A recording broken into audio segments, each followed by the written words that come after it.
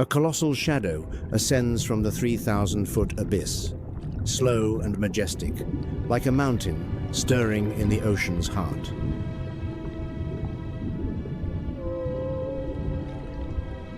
The surface shatters.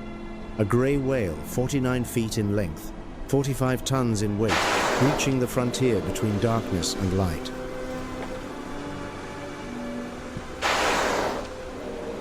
This is the Mar de Cortés, a body of water Jacques Cousteau once called the aquarium of the world.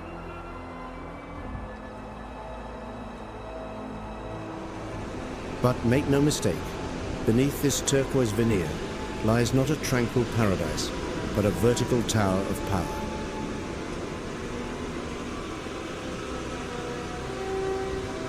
"68,000 square miles, over 900 species of fish, 39% of all the world's marine mammal species.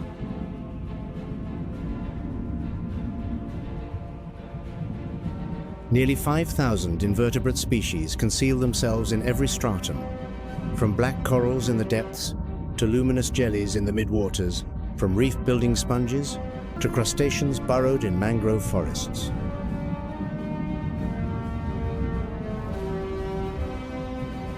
Nowhere else on the planet are so many ecosystems stacked so densely in such a compact area.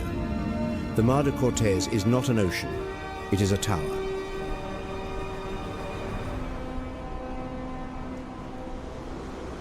Each layer of water here, from the sunlit surface to the lightless floor, has its own sovereign, its own laws, and its own wars. But before we descend into the tears of the Mar de Cortés, let us travel north, far north, to a place where the ocean meets the ice, and where two of the planet's most formidable predators have begun a war that neither evolution nor climate ever intended.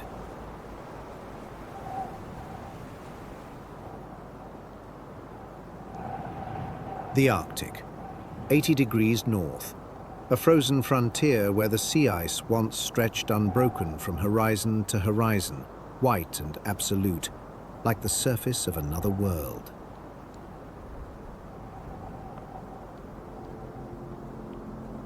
For tens of thousands of years, this ice belonged to one sovereign, the polar bear, Ursus maritimus, the largest land carnivore on Earth.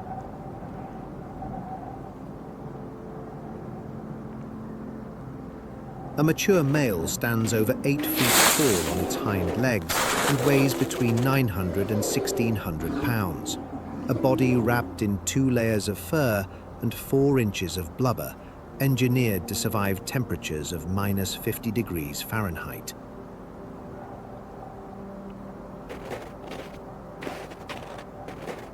Its paws, nearly 12 inches across, function as snowshoes on the ice and paddles in the water.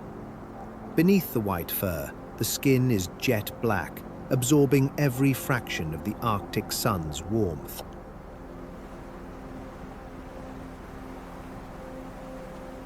The polar bear hunts with patience that borders on meditation. It can wait beside a seal's breathing hole for hours, sometimes 12, sometimes 20, motionless, silent, reading the faintest vibration in the ice.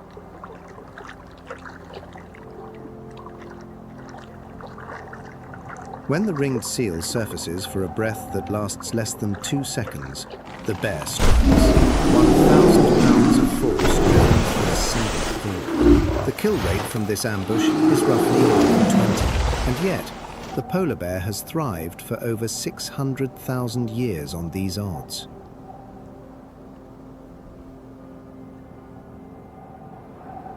But the ice is retreating, and with it, the rules that governed this frozen kingdom for millennia are being rewritten.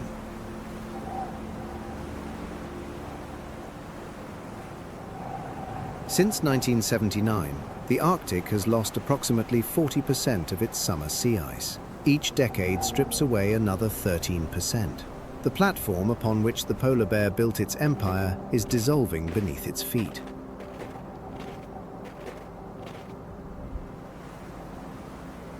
And into this fracturing world, a new power is ascending, one that the polar bear has never had to face on equal terms. The killer whale, Orca, a predator that was once blocked from Arctic waters by the very ice that the polar bear depended upon.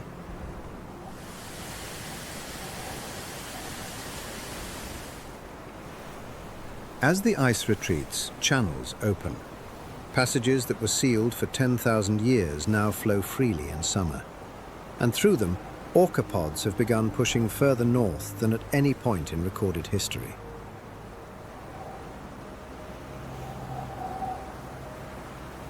In Hudson Bay, researchers from the University of Manitoba have documented orcapods pursuing polar bears swimming between ice floes. A confrontation that, a generation ago, was virtually unheard of.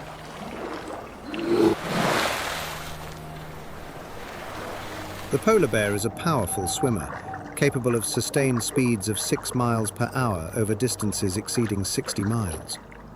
But in open water, it is no match for an orca that cruises at 8 miles per hour and can burst to 35.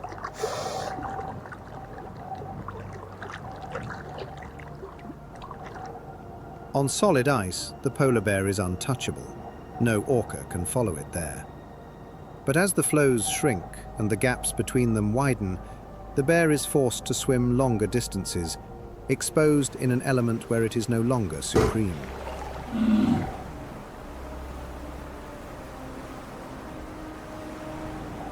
Inuit hunters in Fox Basin and northern Hudson Bay have reported finding polar bear carcasses bearing the unmistakable rake marks of orca teeth, parallel grooves that no other Arctic predator could leave.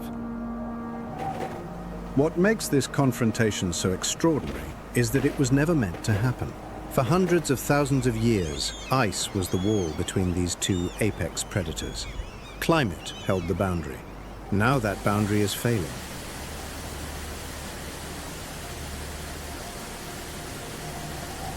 The polar bear, listed as vulnerable by the IUCN, with a global population estimated between 22,000 and 31,000, faces not only the loss of its hunting platform, but the arrival of a competitor whose intelligence, speed, and cooperative hunting strategy it has no evolutionary answer for.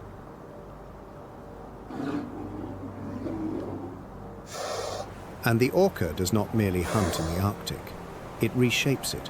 Where orca pods establish new summer ranges, beluga whales alter their migration routes, narwhals retreat into ever narrower channels, and bowhead whales adjust their calving grounds. The entire acoustic and ecological architecture of the Arctic shifts.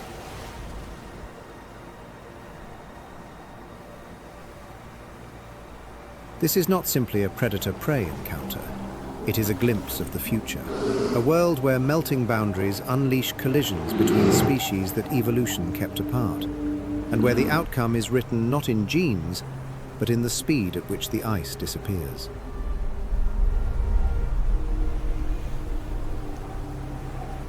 Now let us return to warmer waters, to the Mar de Cortés, where the orca's dominance is already an established fact, and where every tier of power answers ultimately to one law: adapt, coordinate, or fall. Welcome to GaiaDocs, where we dive deep into the hidden hierarchies of the natural world.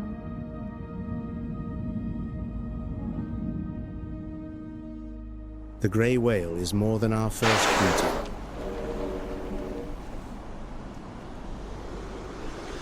It is living proof of the longest mammal migration on Earth, a round trip of more than 10,000 miles, from Alaska to Baja California.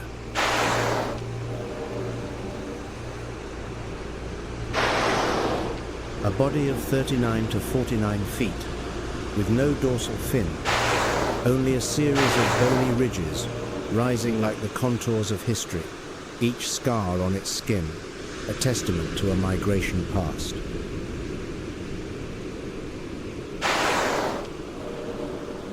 In Laguna San Ignacio, Laguna Ojo de Libre, and Bahia Magdalena, they breed and nurse their young before returning north as the warmer season calls.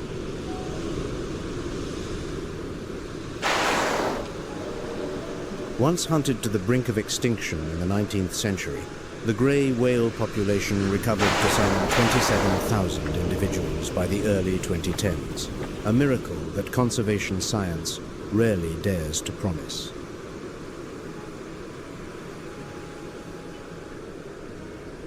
The grey whale lacks the fine baleen plates of its relatives.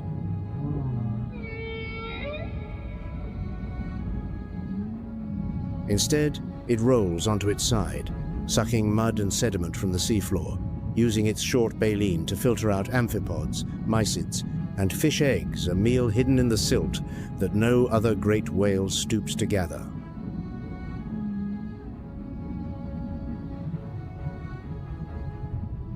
This behavior transforms the grey whale into a biological plow, churning the seabed, redistributing nutrients, and creating conditions for benthic life to flourish.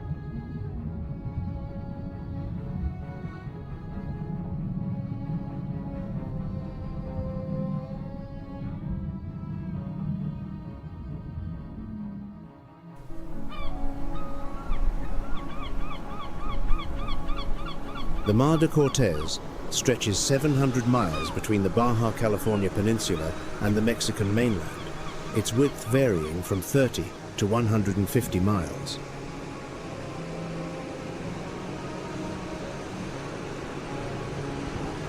It is a narrow corridor of water, yet in its furthest trenches it plunges to depths of nearly 10,000 feet.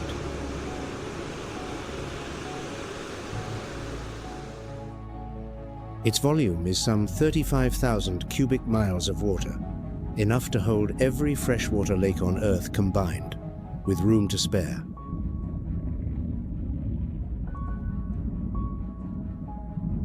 An average depth of 2,700 feet creates the perfect transition zone between warm, tropical, and cool temperate waters.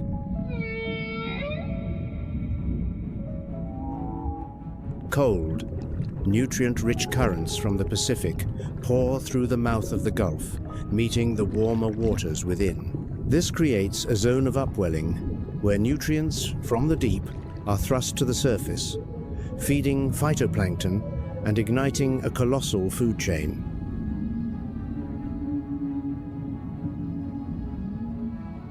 The spinner dolphin is living evidence of this richness.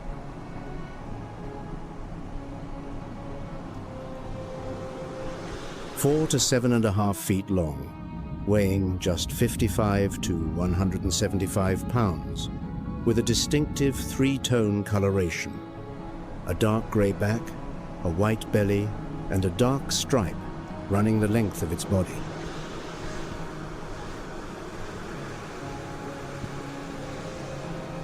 They are named for their unmistakable behavior, leaping and spinning sometimes 4 or 5 full rotations in a single bound, as if the sea itself had choreographed a ballet for one.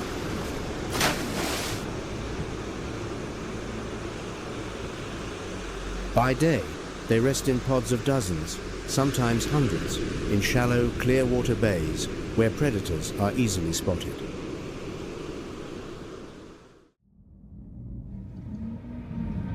By night, they venture offshore, diving to the mesopelagic zone, some 650 feet down, to hunt small fish and squid.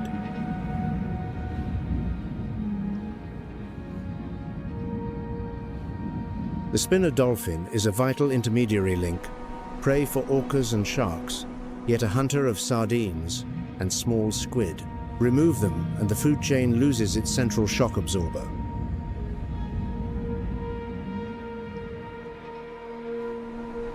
If orcas hunt as an army, spinner dolphins hunt as a swarm, two collective strategies at opposite ends of the power scale, both proving that in the Mar de Cortés, the solitary individual is always at a disadvantage to the collaborator.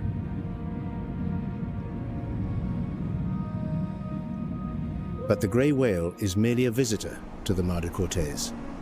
It arrives and it departs.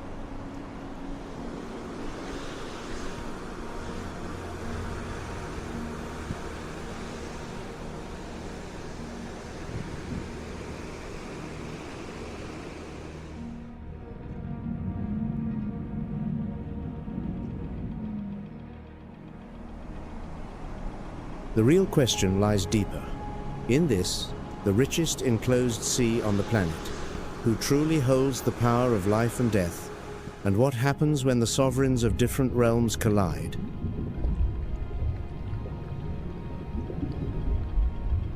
To answer, we must begin where the light can still reach the surface layer, where giants wield strategy in place of violence.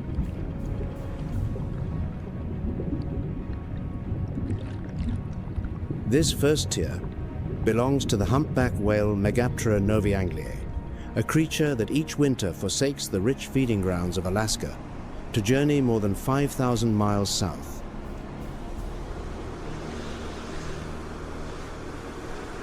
"46 to 59 feet, nearly 40 tons.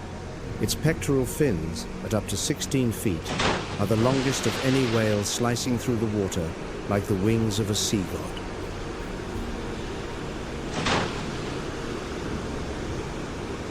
They do not come to the Mar de Cortés to feed.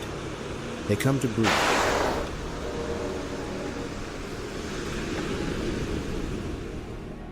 Throughout the winter, a female humpback fasts completely, living off the fat reserves built up thousands of miles to the north.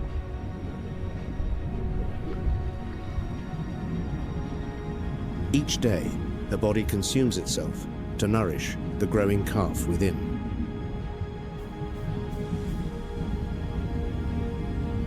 The gestation lasts 11 to 12 months. When the calf is born, it is already nearly 13 feet long, yet it remains vulnerable to the cool water and the teeth of sharks.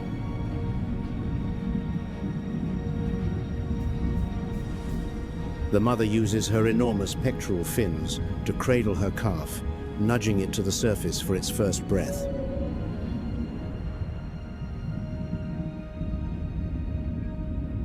This protective instinct is so fierce that any creature approaching too closely is met with a tail slap weighing several tons.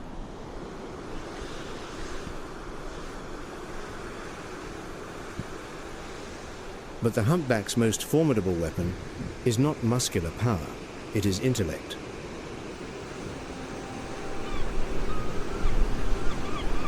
Bubble net feeding, a technique of remarkable complexity. A group of whales swims in a closing circle beneath a school of fish, releasing thousands of air bubbles to create a spiraling wall.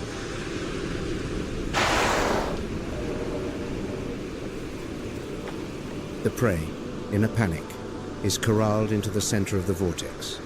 Then, from below, enormous mouths surge upwards in unison, engulfing tons of fish in a single, coordinated gulp.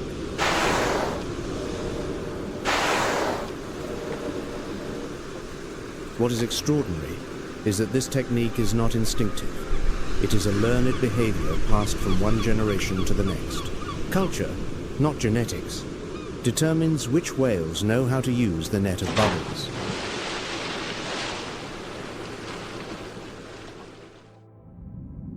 And then there is the song.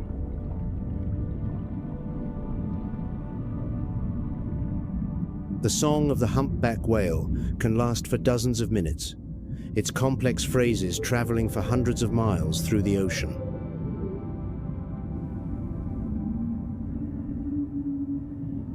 Each population has its own distinct melody, and that melody gradually evolves with every season, as if the entire ocean is composing a symphony that is never quite finished.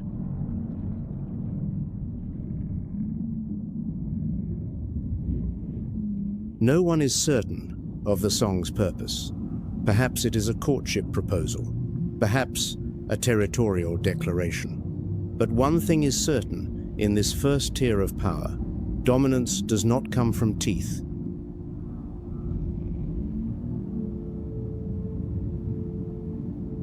Researchers have discovered that the melodies spread like cultural hit songs. A new theme appears in one population and is then gradually adopted and remixed by neighboring groups.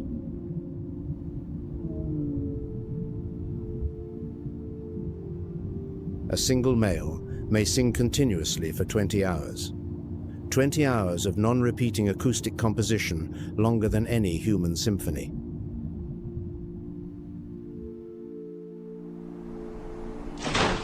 It comes from strategy, from song, from the ability to turn air into a weapon.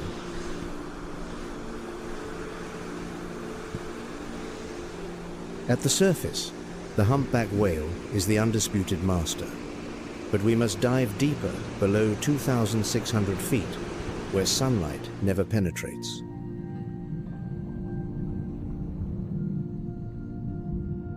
There, another empire operates by an entirely different set of laws.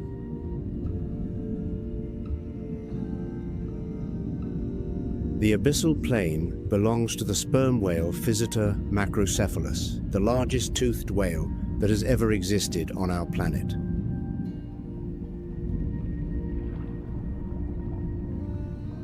Its head accounts for a third of its entire body length, not for aesthetics, but to house the spermaceti organ, a multi-ton reservoir of biological wax that helps regulate buoyancy during its profound dives.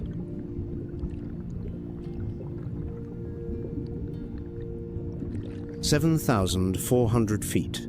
That is the deepest dive ever recorded. More than 90 minutes spent under pressure that would crush a commercial submarine, and the sperm whale does this every day.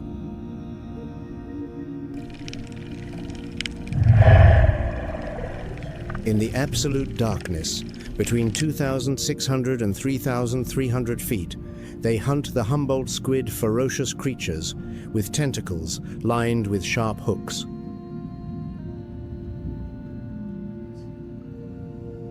The battle takes place without witnesses, leaving only circular scars on the whale's skin, a cartography of conflicts past.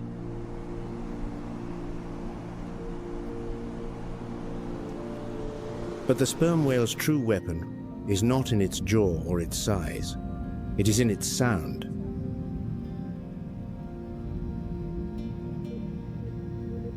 "236 decibels. That is the force of a sperm whale's sonar click, the loudest sound produced by any animal on Earth. It is more powerful than a jet engine at takeoff, capable of stunning prey from dozens of feet away.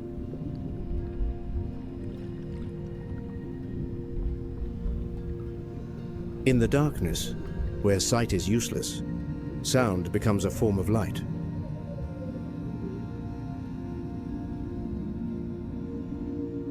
The sperm whale maps its world in 3 dimensions, with echolocation, each click returning a precise image of the shape, size, and distance of every object in the void.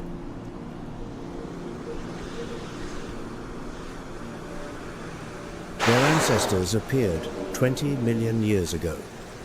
20 million years of evolution has produced a perfect sonar machine, one that human technology has yet to equal.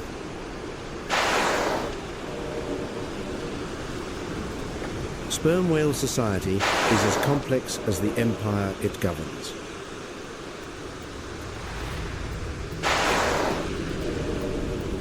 Females and their young live in matrilineal pods, protecting one another with a circular formation when sharks attack.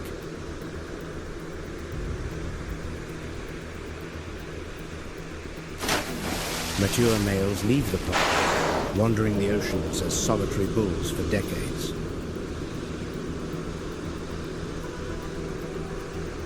A calf takes 10 years to learn the ways of the world, nearly the same amount of time a human child needs before entering adolescence.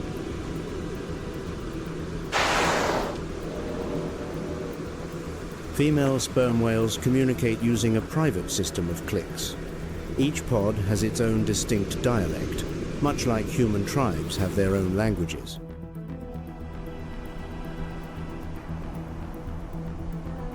Whales from different pods cannot understand one another.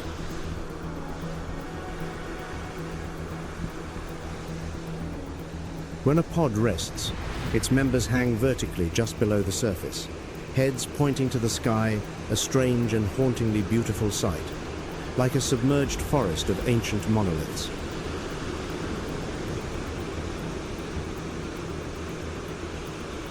And perhaps the sperm whale's most critical role is not at the top of the food chain, but in the opposite direction.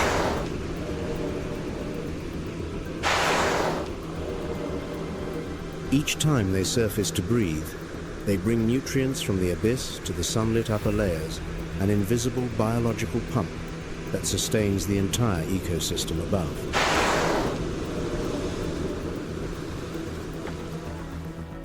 Without the sperm whale, the surface waters would be poorer, plankton would diminish, small fish would vanish, and the entire empire of the humpback whale would begin to tremble.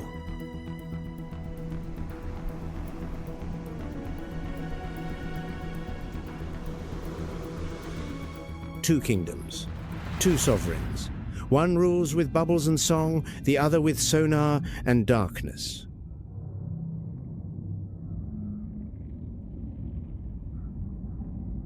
But between these two tiers of power, a third force moves silently through the mid-waters, and it fears no one.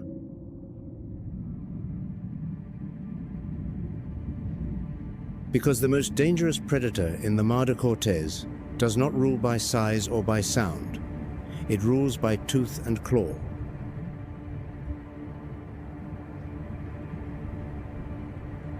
On the sandy floor of the Mar de Cortés, where just enough light filters through to paint dancing patterns on the seabed, a hunter lies in wait, and it needs no eyes to find its prey.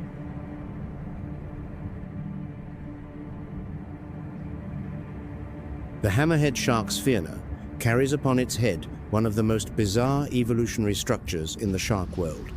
This cephalofoil is no malformation, it is a radar.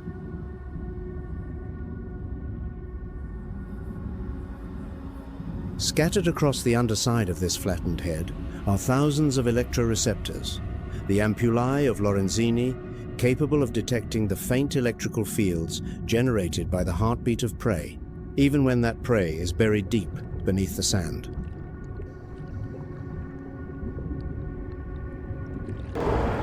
Imagine a flounder, lying motionless under a layer of sediment, utterly invisible to conventional senses. But its heart still beats, and each beat emits an electrical signature that the hammerhead reads like a map.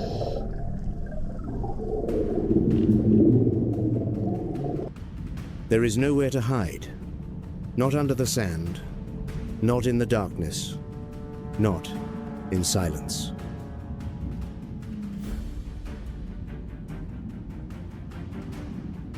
By day, they patrol the reefs in formation, dozens, sometimes hundreds of individuals moving together in a clear hierarchy, the largest at the center, the smaller ones on the periphery.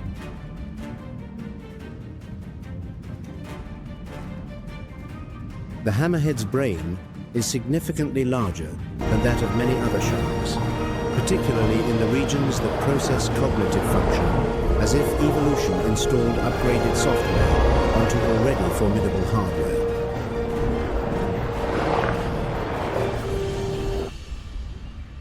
At night, the formation dissolves. Individuals break off, descending into deeper water to hunt squid, sardines, and crustaceans.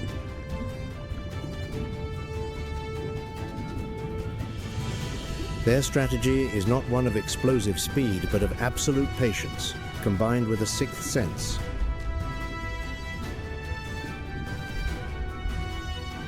And the hammerhead is in peril. The IUCN lists the scalloped hammerhead, Sperm lewini, as critically endangered.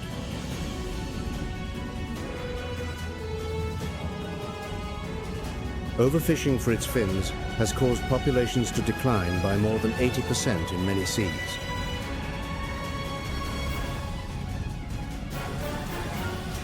Shark fins, the main ingredient of shark fin soup, have no flavor and no significant nutritional value.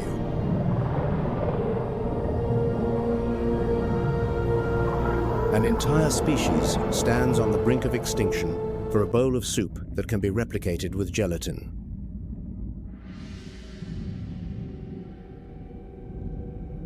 Lose the hammerhead, and the sandy plains lose their king. Benthic creatures could explode in number, unchecked. An entire stratum of the ocean would fall out of balance.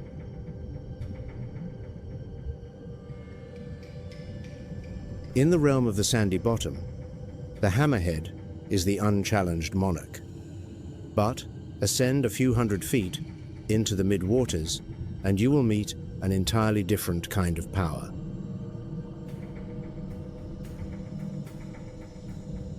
If the hammerhead rules with intellect and sensory perception, our next creature dominates with something far more primal, pure, unadulterated violence.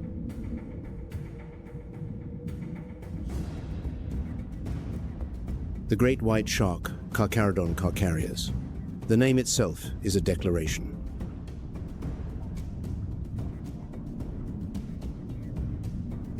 Females are significantly larger than males, 15 to 16 feet in length, weighing over 1,700 pounds.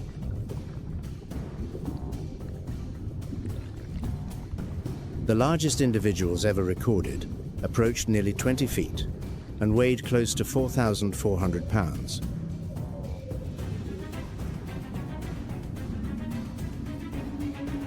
Their lifespan exceeds 70 years.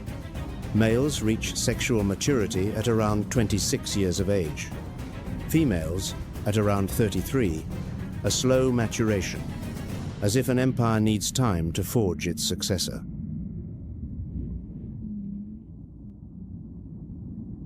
But when a great white attacks, there is nothing slow about it.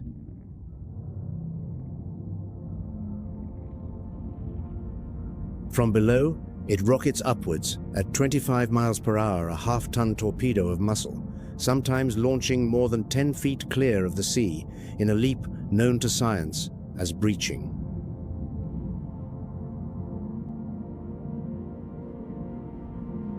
Its bite force is an estimated 4,000 psi. Rows of serrated, triangular teeth are constantly replaced throughout its life, a weapons factory that never ceases production.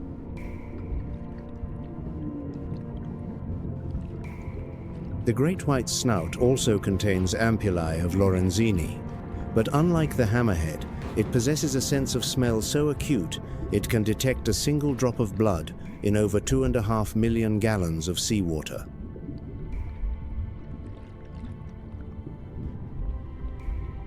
Yet, the most surprising thing about the great white is not its ferocity, it is its caution.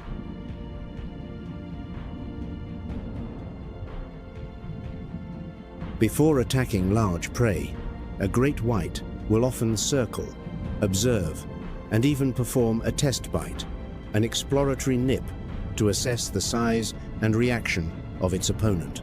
If the risk is too high, it retreats.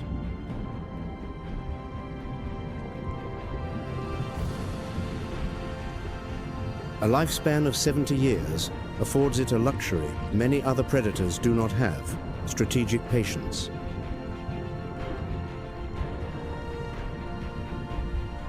A failed attack can result in injury, and for a species that takes 3 decades to mature, every wound is a risky investment.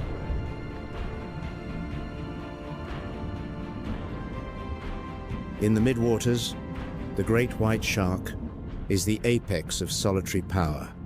No pod, no school, just one individual, one jaw, one reign of terror.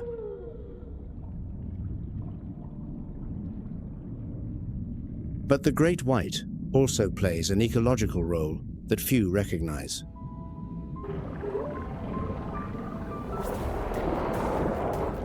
By preying on weak sea lions, sick fish, and old turtles, it maintains the genetic health of prey populations, a brutal but necessary physician.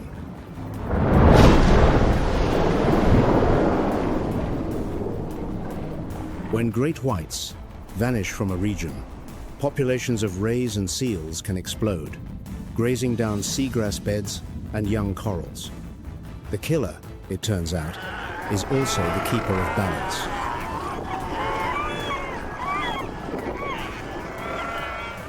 But solitary power, no matter how immense, has a fatal weakness: it does not know how to coordinate.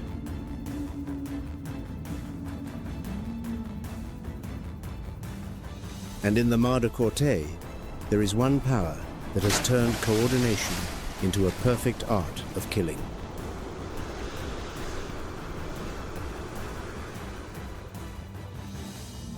Who do you think truly sits at the top of the food chain in the Mar de Cortés? Share your thoughts with GaiaDocs in the comments below.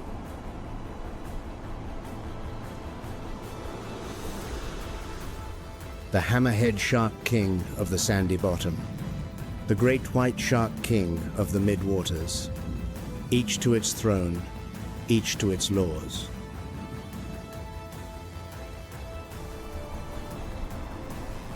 That was before the killer whale arrived.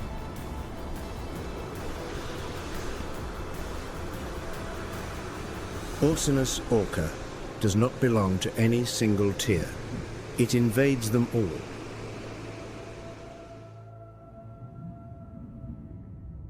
A mature male can reach 26 feet in length and weigh over 6 tons, carrying a dorsal fin 6 feet high on its back, a black battle standard slicing through the waves like a sword.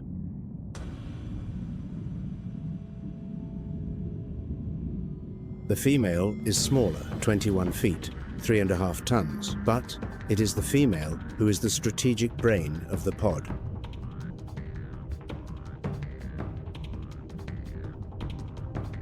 "40 to 56 conical teeth, each about 4 inches long, are designed not for cutting, but for gripping, pinning prey while podmates tear at it from another direction.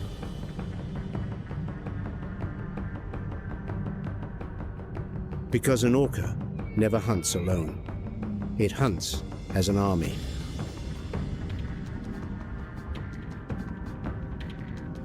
In the Mar de Cortés, the orca population belongs to a specialized ecotype entirely different from the resident, salmon-eating orcas of the Pacific Northwest. The orcas here hunt sharks and whales.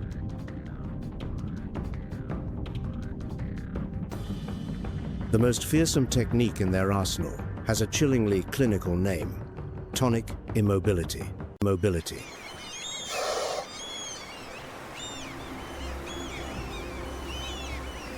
When encountering a great white shark, the orca does not attack head-on.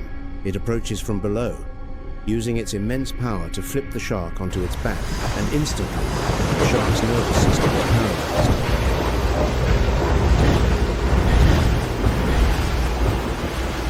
The great white shark, the creature that held the entire ocean in fear, lies motionless, its eyes wide open but unable to move.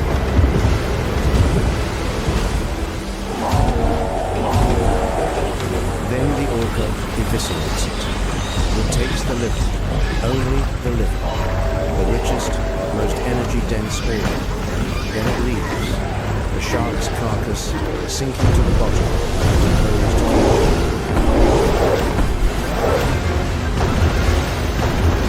Researchers have documented an astonishing phenomenon. After orcas appear in a region, the great white sharks vanish sometimes for months, sometimes for an entire year. The king of the mid-waters flees before the one who belongs to no realm at all.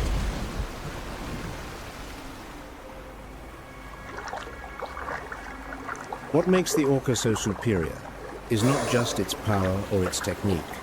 It is its ability to teach.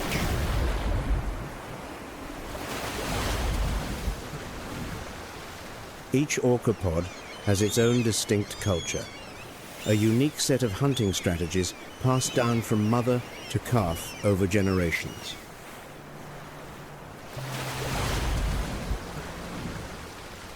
The shark flipping technique is not innate.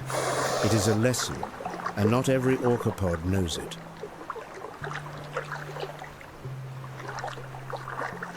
The orca brain is among the largest in the animal kingdom, with a highly developed limbic system, the region responsible for emotion and long-term memory.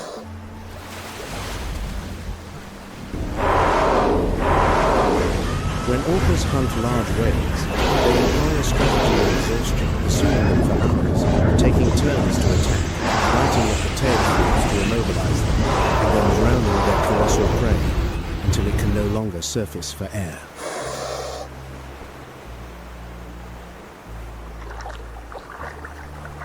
This is not blind instinct. This is strategy, a calculation of energy cost versus reward, the selection of the weakest individual in a pod, a clear delegation of roles among the hunting party.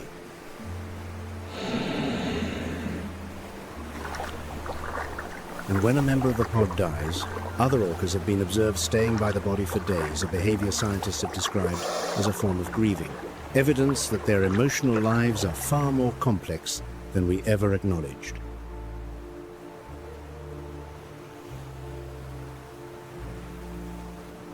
In the Mar de Cortés, whenever an orca pod appears, the entire seascape changes its behavior.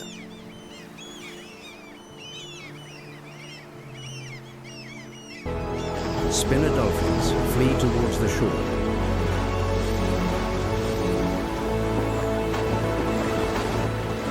Sea lions scramble onto the rocks.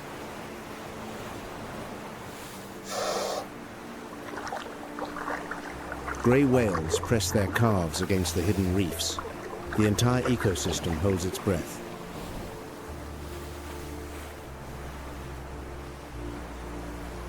And here is the turning point.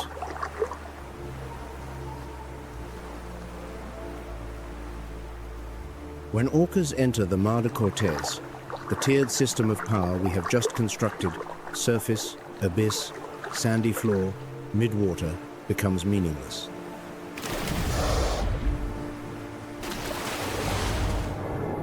Humpback whales fear the orca. Sperm whales form a defensive circle at the sound of an orca. Hammerheads dive deeper. Great whites run.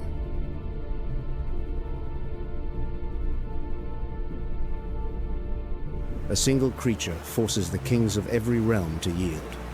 Not because it is the biggest, the blue whale is far larger.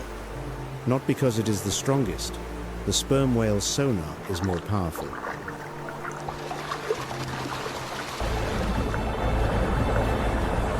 But because it is the most intelligent, the best coordinated, and, when necessary, the most ruthless.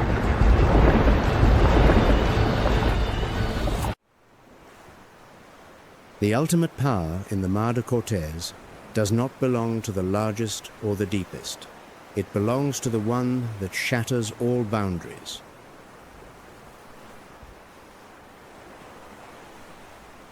But let us pause for a moment.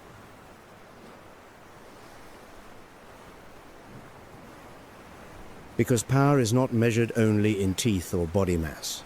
There are forces that govern this sea with patience, with time, with 20,000 years of silent construction.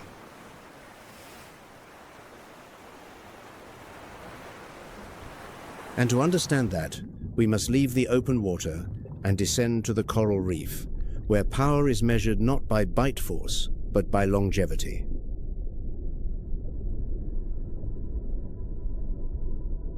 Cabo Pulmo, a name much of the world has never heard, but to marine biologists, it is sacred ground.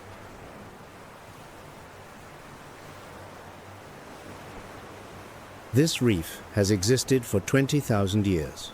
20,000 years, while our human ancestors were still painting on cave walls, the Cabo Pulmo reef had already begun building its empire on the floor of the Mar de Cortés.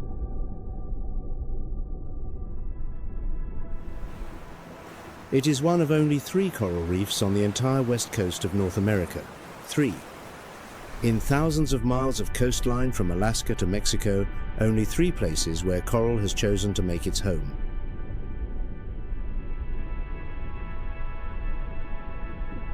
It covers more than 17,000 acres, an underwater metropolis larger than many terrestrial capitals, with more than 6,000 different marine species crowded into every crevice.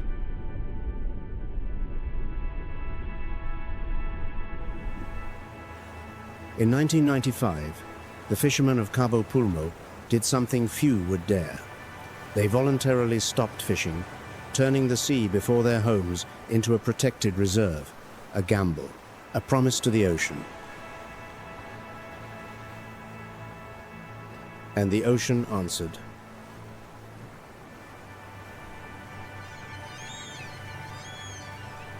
In the 14 years that followed, The fish biomass at Cabo Pulmo increased by 462%, a figure so astonishing that scientists at the Scripps Institution of Oceanography had to measure it again and again, unable to believe the results.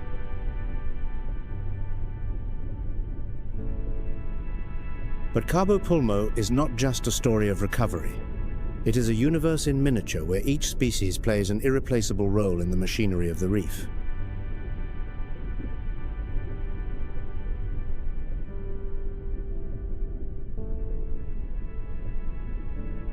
But Cabo Pulmo is not just a story of recovery.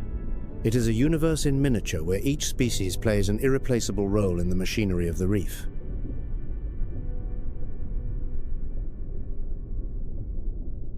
Black corals take root at depths of over 160 feet, where the light has all but vanished.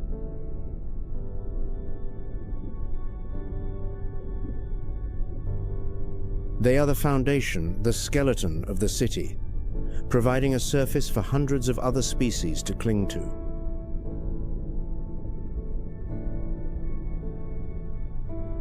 Upon this foundation, the parrotfish performs a job that no other creature will do.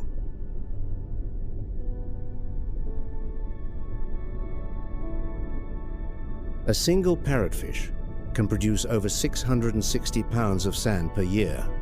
They don't just eat coral, they create the beaches.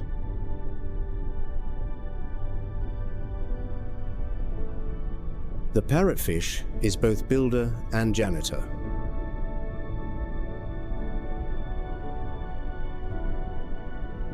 Alongside the parrotfish, another architect works in silence, the green turtle, Chelonia midas.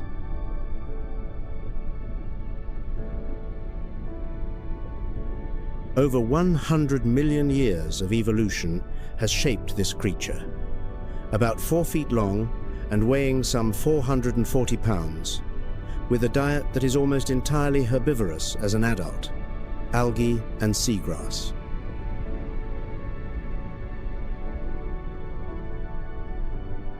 But the green turtle's grazing is more than just feeding, it is pruning. Like a gardener mowing a lawn to encourage healthier growth, the turtle crops the tops of the seagrass, stimulating the roots to send out new shoots, keeping the meadows healthy and vibrant.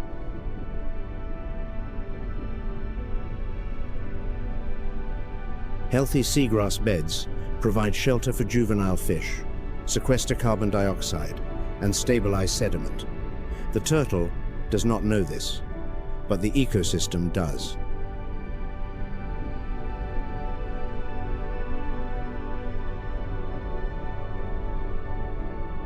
Nearby, the hawksbill turtle, Eretmocheles imbricata, plays an entirely different role. Its sharp, eagle-like beak is specialized for digging sponges out from between the corals.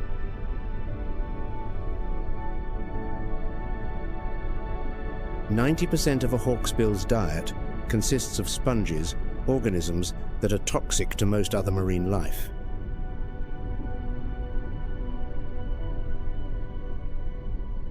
But the hawksbill is immune.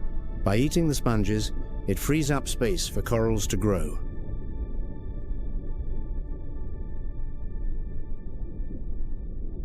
Without the hawksbill, sponges would proliferate, smothering the reef and blocking out the light. The coral would die. The fish would lose their homes.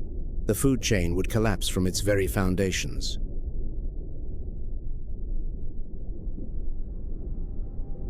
And hidden within the reef's caves, the grouper holds its throne through the art of ambush. Lying motionless for hours, camouflaged against the rock, it launches a devastating strike in a fraction of a second as prey swims past.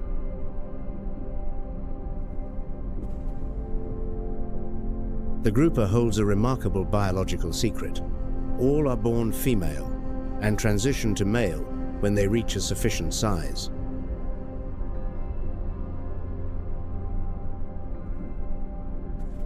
Nature is not wasteful. When an individual is strong enough to defend a territory, it becomes male, able to reproduce with multiple females.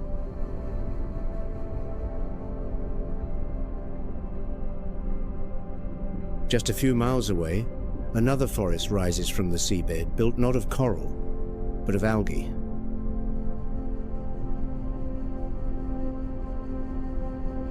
The kelp forest Macrocystis perifera grows up to 80 feet tall, stretching from the rocky bottom to the surface, forming a dense canopy that the sunlight struggles to pierce.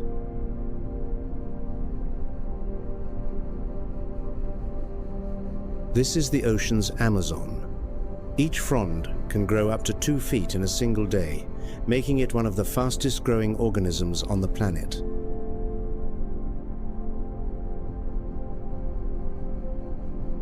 And amidst these shimmering amber columns, our final monarch appears.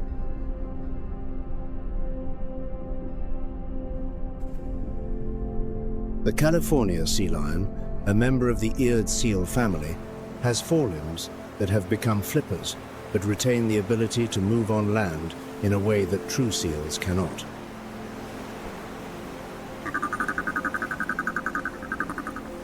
The males are giants, 660 to 840 pounds, up to 8 feet long, with a high sagittal crest that gives them the noble bearing of a helmeted general.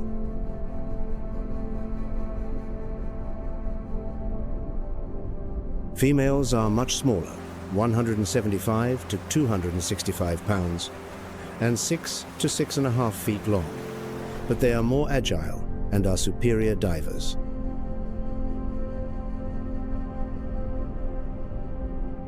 Their average swimming speed is 6.7 miles per hour. They dive to an average of 260 feet, with a record of 900 feet deeper than most tourist submarines would dare to venture.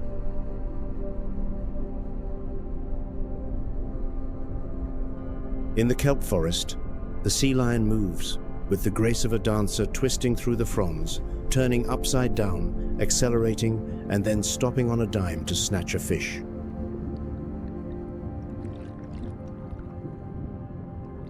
Each year, from May to August, the breeding season turns the kelp forest into a silent battlefield.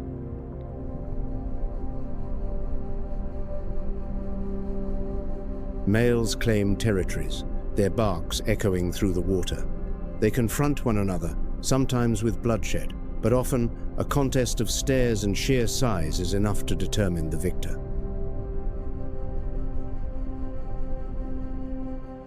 Gestation lasts about 9 months. Each female gives birth to a single pup, a biological investment too great to waste. And the maternal protective instinct in sea lions is among the most intense in the marine mammal world.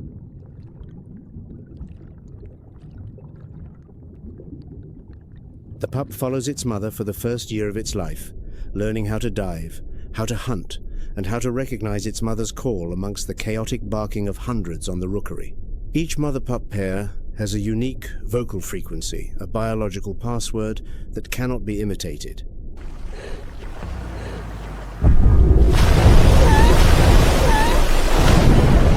sea lion is also prey. Orcas hunt them. Great white sharks stalk them at the edge of the kelp forest.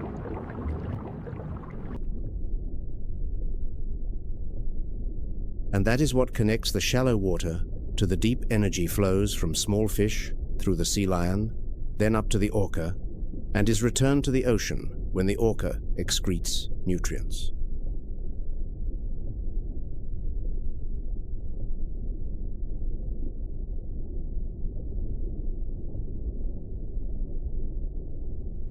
And offshore, every spring, an astonishing spectacle reminds us that the Mar de Cortés is still vibrantly alive.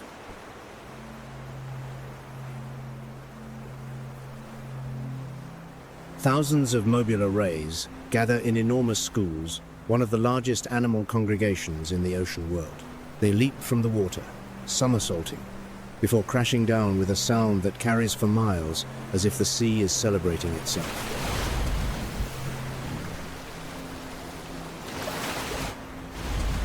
No one is certain why they leap, perhaps to communicate, perhaps to dislodge parasites, or perhaps simply because they can.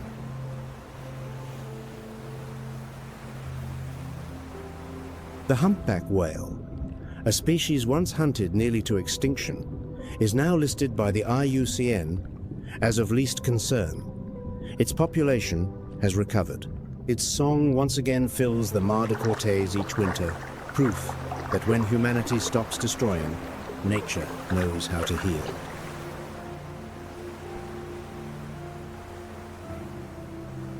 The grey whale, which also stood on the precipice, is now listed as of least concern for its eastern Pacific population. 27,000 individuals are an affirmation. Recovery is not a dream.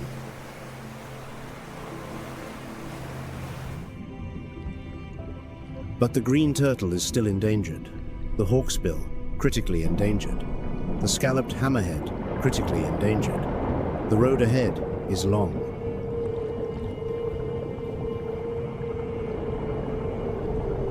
The difference between recovery and extinction sometimes lies in a single decision: to fish or not to fish, to cast a net or to retrieve one, to look away or to look again.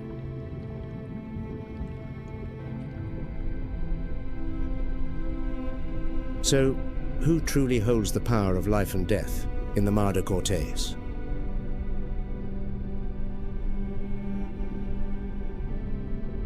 The ultimate power belongs to the ecosystem itself, to the invisible threads that connect the mangrove to the reef, the parrotfish to the sperm whale, the Vaquita to the entire sea.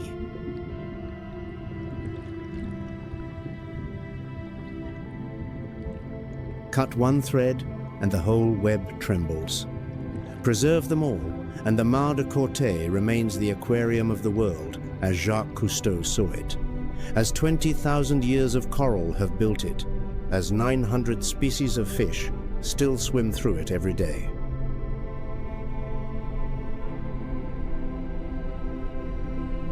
Beneath the turquoise surface of the Mar de Cortés, nothing is truly at peace.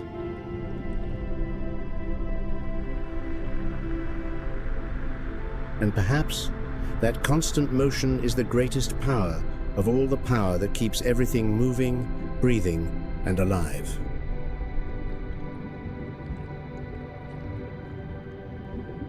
Thank you for joining GaiaDocs on this journey through the tiers of power in the Mar de Cortés. The natural world has countless more stories waiting to be told. We'll see you on the next dive.